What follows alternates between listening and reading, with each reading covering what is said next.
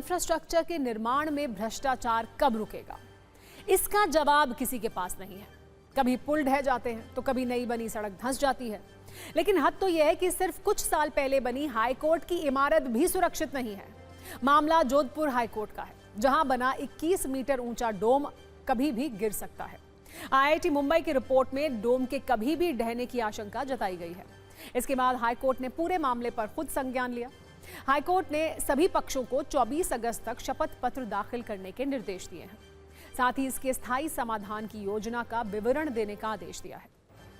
24 अगस्त को मुख्य सचिव और डीजीपी समेत कई अफसरों को हाजिर होने को कहा गया है। कोर्ट ने आदेश में कहा कि नए भवन को सुपुर्द किए जाने के कुछ ही वर्षों में कई खामियां सामने आ चुकी हैं। 2023 से अब तक अलग अलग हिस्सों में छत, फॉल्स सीलिंग और प्लास्टर गिरने की घटनाएं हुई हैं। साथ ही हाईकोर्ट ने डोम क्षेत्र को सुरक्षित करने के लिए कहा है। अदालत ने कहा कि जरूरत पड़ने पर वहां आवाजाही को रोका जाए, बैरियर और सुरक्षा व्यवस्था सुनिश्चित की जाए, 24 घंटे स्ट्रक्चरल हेल्थ मॉनिटरिंग हो, हाईकोर्ट परिसर में 24/7 कंट्रोल रूम बनाया जाए। ऐसा नहीं है कि बिल्डिंग निर्माण में पहली बार कमियां पता चली हैं। इससे पहले आईआईटी जोधपुर की जांच में भी कोर्ट बिल्डिंग में जंग लगने, कंक्रीट में दरारें आने और वाटर प्रूफिंग से जुड़ी खामियां मिली थी। 2023 से अब तक अलग अलग हिस्सों में छत, फॉल्स सीलिंग और प्लास्टर गिरने की घटनाएं हुई हैं। फरवरी 2023 में कोर्ट नंबर 14 की फॉल्स सीलिंग क्षतिग्रस्त हुई। अप्रैल 2023 में मुंबई गुंबद वाला एरिया से छत का हिस्सा गिरा। जून 2023 में अपील सेक्शन में प्लास्टर उखड़ा और फॉल्स सीलिंग गिरी। इसी महीने बिल सेक्शन में छत का प्लास्टर गिरा।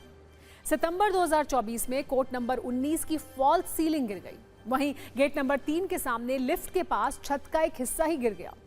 पिछले साल डोम का प्लास्टर और फॉल्स सीलिंग गिरने की घटना हुई और अब तो आईआईटी बॉम्बे के एक्सपर्ट ने पूरे सेंट्रल डोम को असुरक्षित बताते हुए ढहने का खतरा बता दिया है।